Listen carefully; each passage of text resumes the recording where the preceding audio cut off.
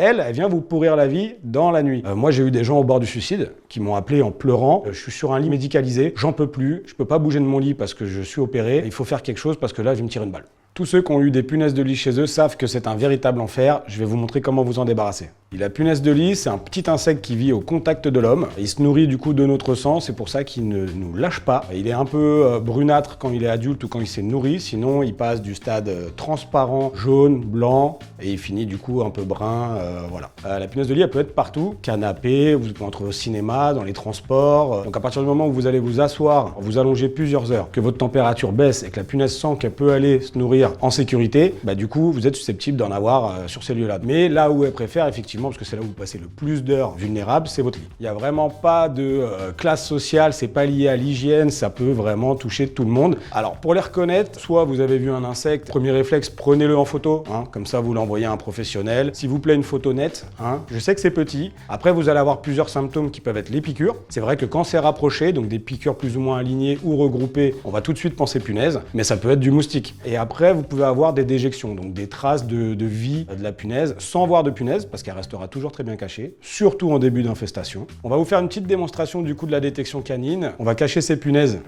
que j'ai ici et on va essayer de les retrouver. Dans les mains, donc j'ai un tube où se trouvent des punaises vivantes. Là, je vais le cacher en fait. Voilà, juste ici. On va chercher Ozzy. Attends aussi.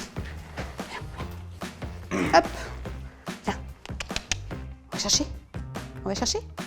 Allez, on y va, on cherche. On cherche. On cherche. Là, il s'est assis et il me montre en fait que il a trouvé la punaise au niveau du canapé. Et là, il attend sa petite récompense. Et voilà. J'avais une petite anecdote du coup liée à la détection canine. Donc un jour, on est contacté par un monsieur qui possède plusieurs appartements dans un immeuble. Il dit bon, je pense que j'ai des punaises de lit. J'en ai mis chez mes voisins. On fait les détections canines. Positif, positif. On arrive au deuxième. Donc le monsieur me dit je pense que j'en ai, je ne suis pas sûr. Il ouvre la porte. 2 punaises de lit sur l'épaule. C'est une personne un peu âgée qui, lui, n'était pas embêtée par la punaise.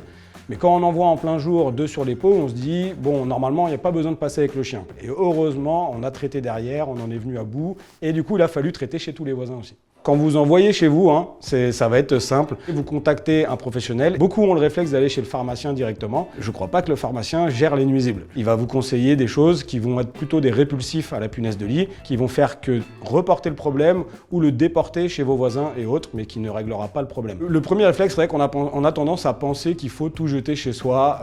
C'était vrai il y a quelques années parce qu'on avait du mal à les traiter, on n'avait pas beaucoup de professionnels qualifiés. Tout le monde disait, premier réflexe, on jette tout, comme ça on est débarrassé, on est tranquille. Mais malgré ça, ça peut ne pas suffire puisque la punaise peut se trouver dans le parquet, dans les plaintes. Donc en jetant, vous aggravez votre situation financière puisque de toute façon, vous allez finir par passer par un traitement professionnel et vous avez tout jeté, donc vous allez tout racheter. Donc non, premier réflexe, on ne jette pas. Hein. D'abord, on essaye de cartographier l'infestation, hein, d'être sûr que ce soit bien de la punaise et on essaye de traiter. Le coût des traitements, hein, punaise de lit, si vous avez un appartement standard, 3 pièces, on va dire 65 mètres carrés, pour une détection canine, ça va être aux alentours des 200 €. Après, pour le traitement, ça peut varier. Donc ça peut aller de 350 € à 6, 7, 800 €. Comment ne pas en rattraper? C'est assez compliqué puisqu'il n'y a rien qui va vous protéger de manière ultime contre la punaise de lit. Après, vous pouvez lui compliquer le chemin et donc potentiellement ne pas être infesté là où vous en avez rencontré. Si vous êtes dans un hôtel, du coup, ne jamais poser sa valise directement sur le lit. Hein. Normalement, dans les hôtels, vous avez toujours un petit repose-valise à l'entrée des chambres ou quelque chose comme ça. Vous déballez vos affaires dans le placard de l'entrée, mais vous n'approchez pas votre valise du lit. Deuxième réflexe, avant de déballer,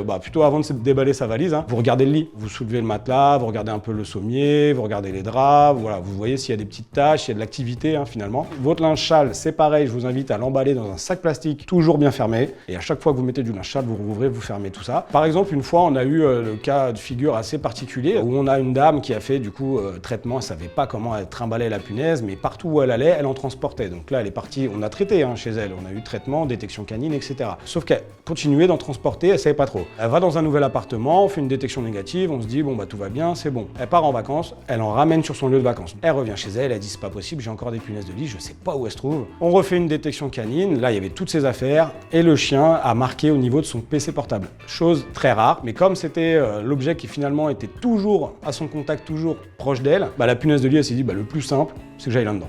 Voilà.